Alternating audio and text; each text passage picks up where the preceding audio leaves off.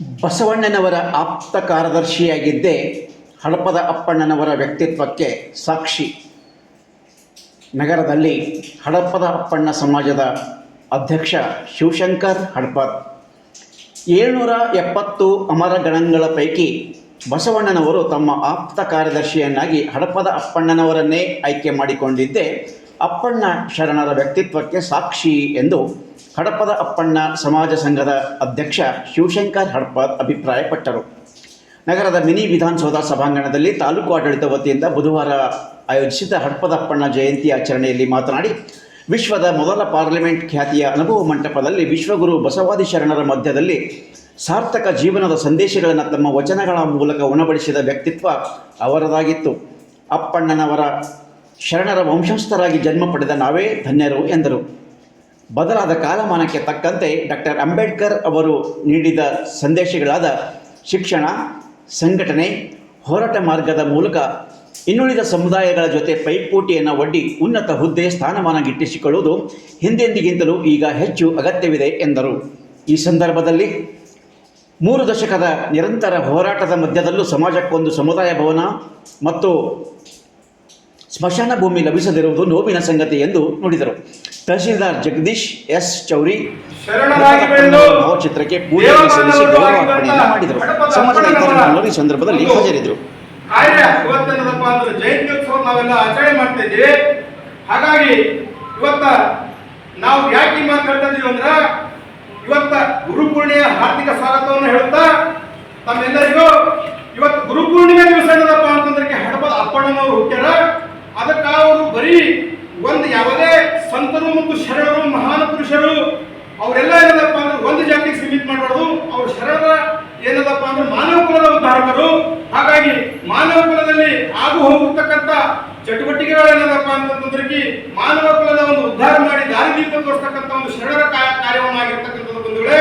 ಹಡಪದ ಅಪ್ಪಣ್ಣವರ ವಂಶಸ್ಥರಾಗಿ ನಾವು ಹುಟ್ಟಿರುವುದರಿಂದ ಇವತ್ತು ನಾವು ಪುಣ್ಯವಂತರಂತ ಹೇಳ್ಬೋದು ಬಂಧುಗಳೇ. ಹಾಗಾಗಿ ಇವತ್ತೇನದಪ್ಪ ಅಂದ್ರೆ ಇವತ್ತು ಹಿಂದೆ ಈ ಲೋಕದಲ್ಲಿ ಮಾನವ ಕುಲದಲ್ಲಿ ಸಾಕಷ್ಟು ಏನದಪ್ಪ ಅಂತಂದ್ರೆ ಒಂದು ಅಲ್ಲಕಲ್ಲವನ್ನು ಸೃಷ್ಟಿಯಾಗಿರ್ತಕ್ಕಂಥ ಸಂದರ್ಭದಲ್ಲಿ ವಿಶ್ವಗುರು ಬಸವಣ್ಣನವರು ಜಗತ್ತಿನ ಒಂದು ಮೊದಲನೇ ಪಾರ್ಲಿಮೆಂಟ್ ಸ್ಥಾಪನೆ ಮಾಡಿ 770 ಅಮರಗಳನ್ನು ತಂದು ಇಲ್ಲಿ ಇವತ್ತೇನದಪ್ಪ ಅಂತಂದ್ರೆ ಈ ಮಾನವ ಕುಲಕ್ಕೆ ಯಾವ ರೀತಿ ಒಂದು ಒಳ್ಳೆ ರೀತಿ ಸಮಾಜಕ್ಕೆ ಏನದಪ್ಪ ಅಂದ್ರೆ ದಾರಿದೀಪವನ್ನು ತೋರಿಸ್ಬೇಕು, ಮಾನವ ಕುಲಕ್ಕೆ ಏನದಪ್ಪ ಅಂತಂದ್ರೆ ಒಂದು ಒಳ್ಳೆ ಸಂದೇಶ ಕೊಡ್ಬೇಕಂತ ಹೇಳ್ಕೊಂಡು ಬಸವಣ್ಣನವರು ಏನದಪ್ಪ ಅಂತಂದ್ರೆ ಜಾತಿ, ಪಂಥ, ಭೇದ ಭಾವ, ಅನ್ಟಚಬಲ್, ಟಚಬಲ್ ಈಗೇನದಪ್ಪ ಅಂತಂದ್ರೆ ಯಾವುದೇ ಏನದಪ್ಪ ಅಂತಂದ್ರೆ ಮುಟ್ಟಿ ಕಟ್ಟಿ ಮೂಢನಂಬಿಕೆಗಳನ್ನ ಹೋಗಲಾಡಿಸಿ ಮಾನವ ಕುಲಕ್ಕೆ ಸರಿ ಸಮಾನತೆಯನ್ನು ಕೊಟ್ಟಂತ ಗುರು ಬಸವಣ್ಣನವರ ಕಾರ್ಯ ಸಾಕಷ್ಟು ಶ್ಲಾಘನೀಯವಾದಂತ ಕಾರ್ಯಗಳಾಗಿದ್ದು. ಹಾಗಾಗಿ ಇವತ್ತ ಆ ಒಂದು ಅನುಭವ ಮಂಟಪದಲ್ಲಿ ನಾಳೆ ಯಾವ ರೀತಿ ಯಾವುದೇನಪ್ಪ ಅನುಭವ ಮಂಟಪದ ಕಾರ್ಯಕ್ರಮ ಇರ್ತೀವೋ ಆ ಒಂದು ಕಾರ್ಯಕ್ರಮಕ್ಕೆ ಏನದಪ್ಪ ಅಂದ್ರೆ ಹಡಪದ ಅಪ್ಪಣ್ಣನವರು ಏನದಪ್ಪ ಅಂತಂದ್ರೆ ನಾಳೆ ಆಗ್ತಕ್ಕಂಥ ಕಾರ್ಯಕ್ರಮ ಆಯೋಜನೆ ಮಾಡ್ತಾರೆ. ಹಡಪದ ಅಪ್ಪಣ್ಣವರು ಆಗು ಹೋಗುಗಳ ಬಗ್ಗೆ ಶರಣರ 12ನೇ ಶತಮಾನದ ಶರಣರ ಏನದಪ್ಪ ಅಂದ್ರೆ ಅಲ್ಲಿ ಅವರಂತ ದೊಡ್ಡವರೇನದಪ್ಪ ಅಂದ್ರೆ ಯಾರಿಲ್ಲ ಶರಣರು ಅಂತ ದೊಡ್ಡವರು. ಹಾಗಾಗಿ ಇವತ್ತು ಎಲ್ಲ ಏನದಪ್ಪ ಅಂತಂದ್ರೆ ಅಪ್ಪಣ್ಣವರು ಅವರು ಬಸವ ಕಲ್ಯಾಣದಲ್ಲಿ ಏನದಪ್ಪ ಅಂತಂದ್ರೆ ಕೊನೆಯವರೆ ಅವರು ಏನದಪ್ಪ ಅಂತಂದ್ರೆ ಆ ಬಸವಣ್ಣನವರ ಚಳವಳಿ ಏನಿತ್ತು 12ನೇ ಶತಮಾನದಾಗ ಆ ಚಳವಳಿ ಇರುವರೆಗೂ ಏನದಪ್ಪ ಅಂತಂದ್ರೆ ಅವ್ರ ಹೆಗಲಿಗೆ ಹೆಗಲ ಕೊಟ್ಟು ಅವರ ಒಡನಾಡಿಯಾಗಿ ಅವರ ಆಪ್ತ ಕಾರ್ಯದರ್ಶಿಯಾಗಿ ಸೇವೆ ಮಾಡಿರ್ತಕ್ಕಂಥ ಹಡಪದ ಅಪ್ಪಣ್ಣವರು ಬಂಧುಗಳೇ. ಹಾಗಾಗಿ ಅವರು ಇಲ್ಲಿ ಬಸವ ಕಲ್ಯಾಣದಾಗ ಇರತಕ್ಕಂಥ ಅವ್ರ ಜೊತೆ ಇದ್ರು. ಇಲ್ಲಿಂದ ಅಂದ್ರೆ ಕೂಡಲ ಸಂಗಮಕ್ಕೆ ಹೋಗತ್ತನೂ ಅವ್ರ ಜೊತೆಗಿದ್ರು. ಅದು ಹಡಪದ ಅಪ್ಪಣ್ಣವರು.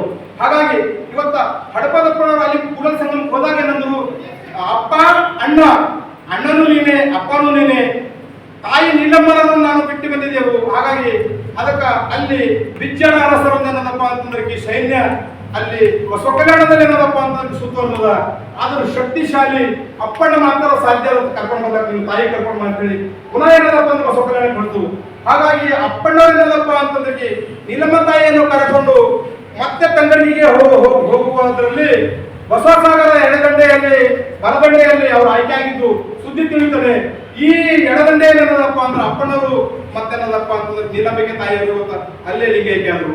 ಹಾಗಾಗಿ ಬಸವಣ್ಣ ಮಾಡಿದಂಥ ಕಾರ್ಯ ಸಾಕಷ್ಟು ಜಗತ್ತಿಗೆ ಕೊಟ್ಟಂತ ಕಾರ್ಯ, ಸಾಕಷ್ಟು ಶ್ಲಾಘನೀಯವಾದಂಥ ಕಾರ್ಯ ಇದೆ. ಹಾಗಾಗಿ ಇವತ್ತ ನಾವೇನದಪ್ಪ ಅಂತಂದ್ರೆ ಇವತ್ತ ಕೆಲವೊಬ್ರು ಹೇಳ್ತಾರ ಅಪ್ಪಣ್ಣವ್ರು ಏನದಪ್ಪ ಅಂದ್ರೆ ಚೌರಿಕ ವೃತ್ತಿ ಮಾಡ್ತಾರೆ ಅಂತ ಹೇಳ್ತಾರ. ಎಲ್ಲಿ ಚೌರಿಕ ವೃತ್ತಿ ಮಾಡಿಲ್ಲ, ಅಪ್ಪಣ್ಣವರು ಚೌರಿಕ ವೃತ್ತಿ ಮಾಡಿಲ್ಲ, ಲಿಂಗಮ್ಮವರು ಚೌರಿಕ ವೃತ್ತಿ ಮಾಡಿಲ್ಲ, ರೇಚಣ್ಣರು ಕೂಡ ಚೌರಿಕ ವೃತ್ತಿ ಮಾಡಿಲ್ಲ. ಅವರೆಲ್ಲರೂ ಶರಣರು. ಅವ್ರೇನಿದ್ರು ವಚನಗಾರರು. ಮತ್ತು ಅಪ್ಪಣ್ಣವರು ಮಲಯುದ್ಧ ಪ್ರವೀಣರು, ವೀರರು ಮತ್ತು ಶೂರರು ಅಪ್ಪಣ್ಣವರು. ಹಾಗಾಗಿ ಚೌರದ ಕಾಯಕ ಯಾರಾದ್ರೂ ಮಾಡಿದ್ರು ಅಂತಂದ್ರೆ ಅಮಿದೇವ್ ಅಂತಕ್ಕಂಥ ಕನ್ನಡಿ ಕಾಯಕ, ಅವರು ನಮ್ಮ ಶರಣರಿದ್ರು. ಆಗ ಕನ್ನಡಿ ಕಾಯಕ ಯಾರು ಮಾಡಿದ್ರು ಅಂತಂದ್ರ ನಾಗಮ್ಮ ಅಂತಕ್ಕಂಥವ್ರು ಮಾಡಿರೋ ಅವರು ಶರಣರಿದ್ರು. ಹಾಗಾಗಿ ಏನದಪ್ಪ ಅಂತಂದ್ರೆ ಇವತ್ತ ಅವರು ಇವತ್ತ ಈ ಜಗತ್ತಿಗೆ ಕೊಟ್ಟಂತ ಒಂದು ಒಳ್ಳೆಯ ಸಂದೇಶವಾಗಿರೋದ್ರಿಂದ ಇವತ್ತ ಹಡಪದ ಅಪ್ಪಣ್ಣನವರ ಅರಿವಿನ ಮನೆ ಏನದಪ್ಪ ಅಂತಂದ್ರೆ ಕೆಲವರು ಏನದಪ್ಪ ಅಂದ್ರೆ ವಿರೋಧ ಮಾಡ್ತಾ ಇದ್ದಾರ. ಹಾಗಾಗಿ ಆ ಕೆಲ ಕಿಡಿಗೇಡಿಗಳಿಗೆ ಏನದಪ್ಪ ಅಂತಂದ್ರೆ ಇವತ್ತಿನ ಸಂದೇಶ ನಾವು ಸರ್ಕಾರವನ್ನು ಕೂಡ ಸಂದೇಶ ಕೊಡ್ತೇವೆ, ಮತ್ತ ಅಲ್ಲಿ ಇಲ್ಲಿ ಇರ್ತಕ್ಕಂಥ ಜಿಲ್ಲಾಧಿಕಾರಿಗಳಿಗೂ ನಾವು ಸಂದೇಶ ಕೊಡ್ತೇವೆ. ಅದಕ್ಕೆ ಆ ಮುಂದೆ ಬರ್ತಕ್ಕಂಥ ದಿನದಲ್ಲಿ ಹಡಪದ ಅಪ್ಪಣ್ಣನವರ ಅರಿವಿನ ಮನೆ ಸಂಪೂರ್ಣ ಪ್ರಧಿಕಾರಾಡಳಿತ ಮಂಡಳಿಗೆ ತೆಗೆದುಕೊಂಡು ಸಂಪೂರ್ಣವಾಗಿ ಏನದಪ್ಪ ಅಂತಂದ್ರೆ ಅಭಿವೃದ್ಧಿ ಪಡಿಸಬೇಕಂತ ಹೇಳಿ ನಾವು ಎಚ್ಚರಿಕೆ ಗಂಟೆ ಕೊಡ್ತಾ ಇದ್ದೀವಿ. ಒಂದ್ ವೇಳೆ ಮಾಡಿಲ್ಲ ಅಂದ್ರೆ ಮುಂದೆ ಬರ್ತಕ್ಕಂಥ ಹಡಪದ ಅಪ್ಪಣ್ಣವರ ಜಯಂತಿಯಲ್ಲಿ ಉಪವಾಸ ಸತ್ಯಾಗ್ರಹ ಅಂದ್ರೆ ನಾವು ಬೆಂಗಳೂರಿನಾಗ ಏನದಪ್ಪ ನನ್ನ ಸಮಯದಲ್ಲಿ ನಾವು ಕೂಡಲೇ ಸಿದ್ಧ ಇದ್ದೀವಿ ಅಂತ ಹೇಳಕ್ ಇಷ್ಟಪಡ್ತೀವಿ. ಯಾಕಂತಂದ್ರ ನೀವೆಲ್ಲರೂ ಹಡಪದ ಸಮಾಜದ ಮಕ್ಕಳು. ಏನಪ್ಪ ಅಂತಂದ್ರ ಬುದ್ಧ, ಬಸವ, ಅಂಬೇಡ್ಕರ್ ಅವರು ಹೇಳಿರ್ತಕ್ಕಂಥ ಮಾತು ನೀವೆಲ್ಲರೂ ಅವರ ತತ್ವ ಆದರ್ಶಗಳನ್ನು ಪಾಲಿಸ್ಬೇಕು. ಯಾಕೆ ಪಾಲಿಸ್ಬೇಕು ಅಂತಂದ್ರ ಬಾಬಾ ಸಾಹೇಬ್ ಅಂಬೇಡ್ಕರ್ ಅವರು ಏನ್ ಹೇಳ್ಯಾರಂದ್ರ ಶಿಕ್ಷಣ, ಸಂಘಟನೆ, ಹೋರಾಟ ಇವು ಮೂರು ಯಾರು ಬಲಿಷ್ಠಿರ್ತಾವ ಆ ವ್ಯಕ್ತಿಗೆ ಯಾರು ಕೈ ಮುಟ್ಟಕ್ಕೆ ಸಾಧ್ಯ ಇಲ್ಲ ಬಾಬಾ ಸಾಹೇಬ್ ಅಂಬೇಡ್ಕರ್. ಹಾಗಾಗಿ ಮೊದಲು ನೀವೇನು ಬಾಬಾ ಸಾಹೇಬ್ ಅಂಬೇಡ್ಕರ್ ಅವರನ್ನ ಹಾಗೆ ಕೊಟ್ಟಿರ್ತಕ್ಕಂಥ ಒಂದು ಮಾರ್ಗದರ್ಶನ ಏನಲ್ಲ, ಅದು ಮೊದಲು ನೀವೇನಾರ ಆದ್ಯತೆ ಕೊಡ್ತೀರ ಶಿಕ್ಷಣಕ್ಕೆ ಆದ್ಯತೆ ಕೊಡ್ಬೇಕು ನಿಮ್ಮ ಮಕ್ಕಳಿಗೆ. ಅವಾಗ ಮಾತ್ರ ಇವತ್ತೇನದಪ್ಪ ಈ ಸಮಾಜ ಬೆಳಿಲಕ್ಕೆ ಸಾಧ್ಯ ಅದ, ಮೂಢನಂಬಿಕೆ ಹೋಗ್ಲಕ್ಕೆ ಸಾಧ್ಯ ಅದ. ನಾವೇನದಪ್ಪ ಅಂದ್ರೆ ನಮ್ಗೆ ಅನ್ಯಾಯ ತಡೆ ಹಿಡಿಯಬೇಕಂತದ್ದು ಒಂದೇ ಒಂದು ಸಾಧ್ಯ ಏನು ಶಿಕ್ಷಣ ಮೊದಲು ಆದ್ಯತೆ ಕೊಡ್ಬೇಕು. ಇದು ನಾವು ನಿಮಗೆ ಹೇಳ್ತಾ ಇದ್ದೀವಿ ಬಂಧುಗಳೇ, ಯಾಕೆ ಮಾತಾಡ್ತಾ ಇದ್ದೀವಿ ಅಂತ. ಹಾಗಾಗಿ ನಾವು ಇವತ್ತು ಏನಾರ ಇದ್ದೇವೆ ಅಂತಂತಂದ್ರೆ ಈ ಭೂಮಿ ಮೇಲೆ ಅವಾಗ 12ನೇ ಶತಮಾನದಾಗ ಜಾತಿಪಾತಿ ಹೋಗಿಲ್ಲ, ಈಗಿನ ಶತಮಾನದಾಗ ಜಾತಿಪಾತಿ ಹೋಗಿಲ್ಲ. ಅವಾಗೂ ಬರೀ ಕಣ್ಣವರ್ಸ ಕೆಲಸ ಮಾಡ್ಯಾರ, ಈಗಲೂ ಬರೀ ಕಣ್ಣವರ್ಸ ಕೆಲಸ ಮಾಡ್ಯಾರ. ಒಂದ್ ವೇಳೆ ಡಾಕ್ಟರ್ ಭೀಮರಾವ್ ಬಾಬಾ ಸಾಹೇಬ್ ಅಂಬೇಡ್ಕರ್ ಅವರು ನಮ್ಮ ತಂದೆ ಹುಟ್ಟಿರ್ಲಿಲ್ಲ ಅಂತಂದ್ರೆ ನಾವ್ ಯಾರು ಇಲ್ಲಿ ನಿಂತು ಭಾಷಣ ಮಾಡಕೈತಿ. ಇದೊಂದು ತಲೆ ಇಟ್ಬಾರ್ದು. ಬಾಬಾ ಸಾಹೇಬ್ ಅಂಬೇಡ್ಕರ್ ಕೊಟ್ಟಿರ್ತಕ್ಕಂಥ ಸಂವಿಧಾನ ಮಾತಾಡ್ತಾ ಇದ್ದೀವಿ. ಬಾಬಾ ಸಾಹೇಬ್ ಅಂಬೇಡ್ಕರ್ ಕೊಟ್ಟಿರ್ತಕ್ಕಂಥ ಸಂವಿಧಾನ ಮತ್ತು ನಮಗೆ ಸಿಕ್ಕಿರ್ತಕ್ಕಂಥ ನ್ಯಾಯ ಬಾಬಾ ಸಾಹೇಬ್ ಅಂಬೇಡ್ಕರ್ ಕೊಟ್ಟಿರ್ತಕ್ಕಂಥ ಸಂವಿಧಾನ ನಾನು ಇವತ್ತು ಮಾತಾಡ್ತಾ ಇದ್ದೀನಿ. ಅದಕ್ಕೆ ನೀವೆಲ್ಲರೂ ದಯವಿಟ್ಟು ಬಾಬಾ ಸಾಹೇಬ್ ಅಂಬೇಡ್ಕರ್ ಅವರು ಹಾಕಿಕೊಟ್ಟಿರ್ತಕ್ಕಂಥ ಒಂದು ಮಾರ್ಗದರ್ಶನದಲ್ಲಿ ನಡೆದಾಗ ಮಾತ್ರ ನೀವೇನದಪ್ಪ ಅಂದ್ರೆ ನಿಮ್ಮ ಮಕ್ಕಳು ನಾಳಿನ ಇಂದಿನ ಪೀಳಿಗೆಗಳು, ನಿಮ್ಮ ಮಕ್ಕಳು ನಾಳಿನ IAS IPS ಅಧಿಕಾರಿಗಳಾಗ್ತಾರೆ ಅಂತ ಹೇಳಕ್ಕೆ ನಾನು ಹೇಳಕ್ಕೆ ಇಷ್ಟಪಡ್ತೀನಿ.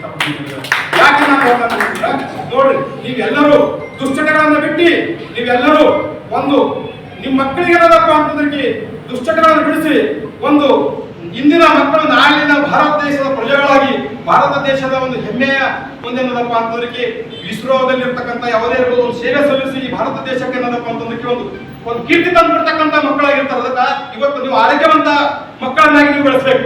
ಹಾಗಾಗಿ ನಿಮಗೆ ಯಾವಾಗ ನಿಮ್ಮ ಮಕ್ಕಳಿಗೆ ಕಳಿಸ್ತಾರ ನಿಮ್ಮ ತಾಯಿ ತಂದೆ ಅಂತಂದ್ರ ಮೊದಲ ಆದ್ಯತೆ ನಿಮ್ಮ ತಾಯಿ ತಂದೆ ಕೊಡ್ಬೇಕು. ಯಾಕಂತ ಹೇಳಿ ನಾವು ಅವ್ರು ಬೆಳೆಸಿ ನಮಗೆ ಈ ಹಂತಕ್ಕೆ ಕಳಿಸ್ತಾರ, ಅದಕ್ಕೆ ನಾವು ಯಾರು ಏನಪ್ಪ ಅಂತಂದ್ರೆ ನಾವು ತಾಯಿ ತಂದೆ ಒಂದ್ ವೇಳೆ ಸೇವೆ ಮಾಡಲ್ಲ ಹೋದ್ರೆ ನರಕಕ್ಕೆ ಹೋಯ್ತೀರಿ. ಇದೊಂದು ಮಾತಾಡ್ತಾ ಇದ್ದೀರಿ. ಯಾಕಂದ್ರೆ ತಾಯಿ ತಂದೆ ಮೊದಲ ದೇವರು, ತಾಯಿ ತಂದೆ ಮೊದಲ ಆದ್ಯತೆ ಕೊಡೋದು ತಾಯಿ ತಂದೆ ಫಸ್ಟ್ ನಾವು. ಅದಕ್ಕೆ ನೀವು ಎಲ್ಲರೂ ಏನದಪ್ಪ ಅಂತಂದ್ರೆ ತಾಯಿ ತಂದೆ ಯಾವತ್ತೇನಪ್ಪ ತಾಯಿ ತಂದೆ ಸೇವೆ ಯಾವತ್ತೂ ನೀವು ಮಾಡ್ತಾ ಇರಿ. ಯಾವ ದೇವರಿಗೆ ಹೋಗೋದಿಲ್ಲ, ಯಾವ ದೇವರಿಗೆ ಹೋಗೋದಿಲ್ಲ. ಮೊದಲ ಆದ್ಯತೆ ನಮ್ಮ ತಾಯಿ ತಂದೆ ಕೊಡ್ಬೇಕು. ಯಾಕಂದ್ರೆ ಒಂದು ತಂದೆಯಾದ ಒಂದು ಆಸೆ ಇರ್ತಾವ, ತಾಯಿಯಾದ ಒಂದು ಆಸೆ ಇರ್ತಾವ ಅಂತಂದ್ರ 9 ತಿಂಗಳ ಹೊತ್ತು ಹೊಡೆದು ಆ ತಾಯಿ ಸಲಹಿರ್ತಾಳ ನಮಗ.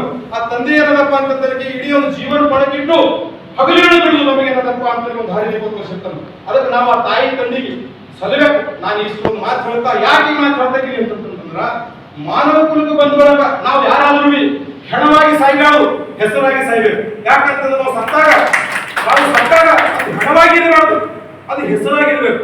ಹಾಗಾದ್ರೆ ಏನ್ ಮಾಡ್ಬೇಕು ಅಂತಂದ್ರ ಸಮಾಜದಲ್ಲಿ ನಮಗೆ ಯಾರಿಗೆ ಉಳ್ಳಕ್ ಹಾಕೋದಾಗಲ್ಲ ಅಂದ್ರೆ ಅವ್ರು ಪಾಟ್ನಾಗ ಮಣ್ಣಿಗೆ ಹಾಕ್ಬಾರ್ದು, ನಮಗೆ ಯಾರಿಗೆ ಒಳ್ಳೇದು ಮಾಡೋಕ್ಕಾಗಲ್ಲ ಅಂದ್ರೆ ಅದು ಕೆಟ್ಟದ್ದು ಬಯಸ್ಬಾರ್ದು.